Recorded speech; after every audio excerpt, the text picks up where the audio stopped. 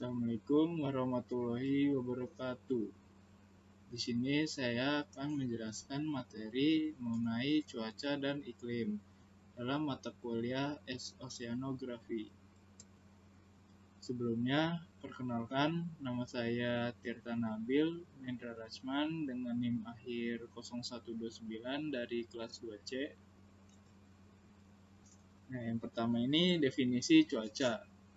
Cuaca adalah keadaan udara di atmosfer pada waktu dan tempat tertentu yang sifatnya tidak menentu dan berubah-ubah. Penilaian terhadap kategori cuaca umumnya dinyatakan dengan memperlihatkan kondisi hujan, suhu udara, jumlah tutupan awan dan penguapan, kelembapan dan kecepatan angin di suatu tempat dari hari ke hari.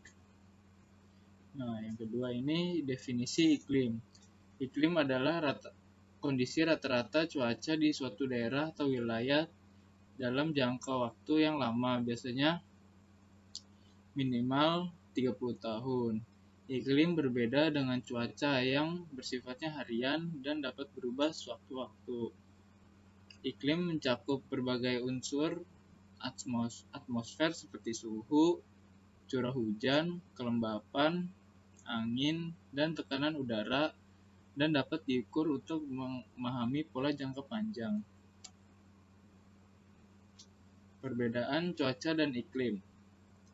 Kalau cuaca itu kondisi atmosfernya pada suatu tempat dan waktu tertentu, termasuk suhu, tekanan, curah hujan, angin, dan sinar matahari. Cuaca dapat berubah dengan cepat dan bervariasi dari hari ke hari. Kalau iklim itu rata-rata cuaca pada suatu wilayah dalam jangka waktu panjang yang lama, misalkan 30 tahun atau kurang dari situ, yang menggambarkan pola cuaca umumnya di wilayah tersebut. Iklim menentukan jenis cuaca yang sering terjadi di suatu wilayah. Nah, di sini ada tabel perbedaan cuaca dan iklim.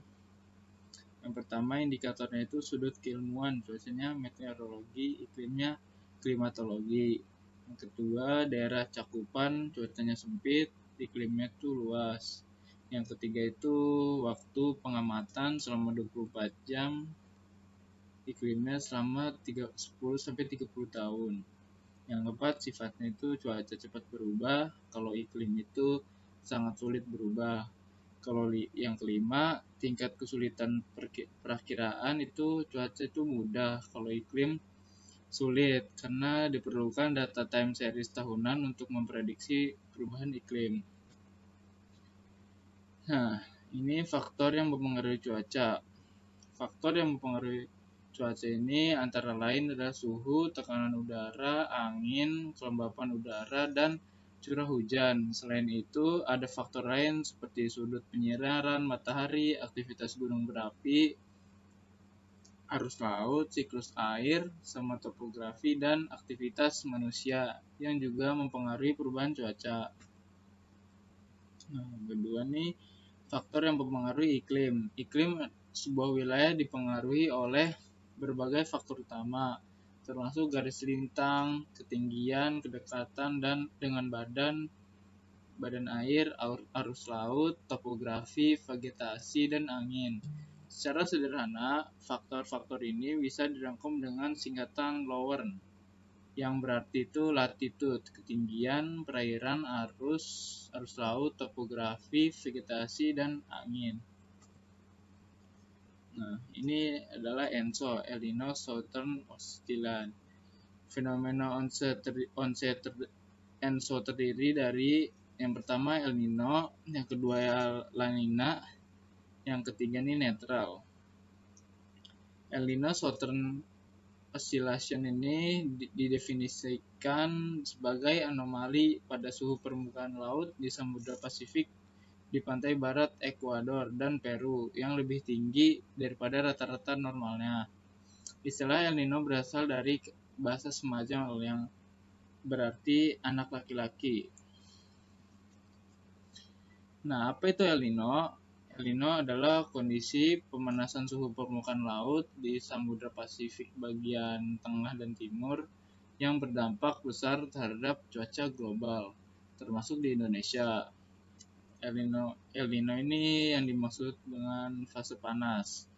Jadi suhu laut di Pasifik tengah sampai timur lebih hangat dari normal. Nah, dampak umumnya itu di Indonesia musim kemarau lebih panjang, kering, dan potensi kekeringan. Kalau di Amerika Selatan itu hujan deras dan banjir. Dan kalau di Afrika dan Australia ini kekeringan.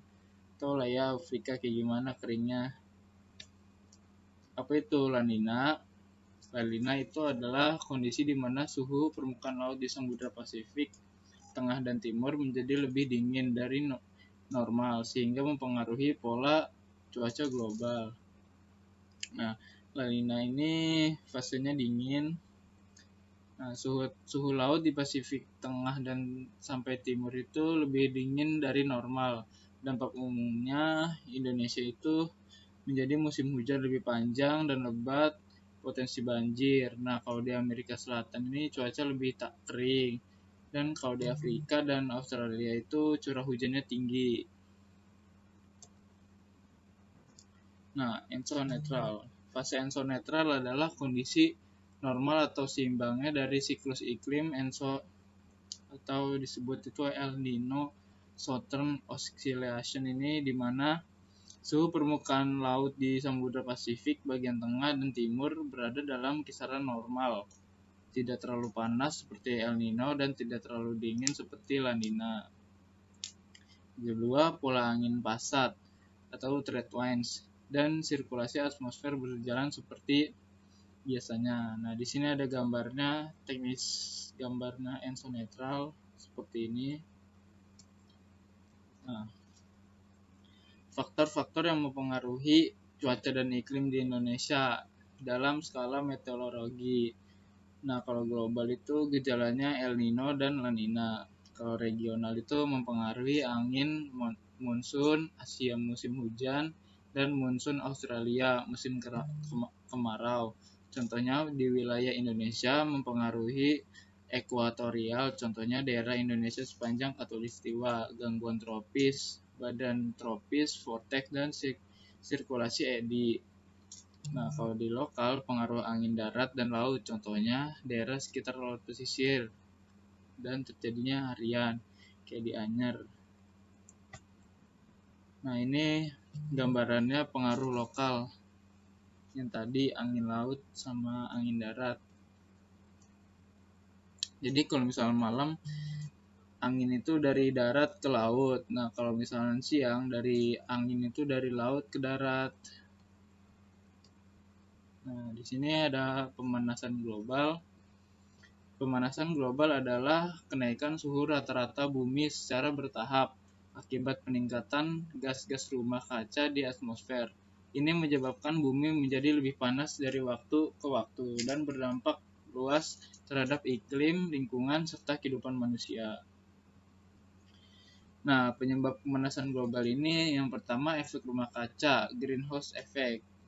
Ini yang pertama gas seperti CO2 ini, CH4 sama N2O ini memerangkap panas dari matahari di atmosfer bumi. Jadi kayak panas mantul lagi ke bumi itu. Nah, yang kedua akibatnya suhu bumi naik seperti rumah kaca yang memperangkap panas di dalamnya.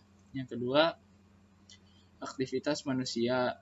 Jadi yang pertama pembakaran bahan bakar, fosil, batu bara, bensin, diesel untuk listrik, transportasi, dan industri.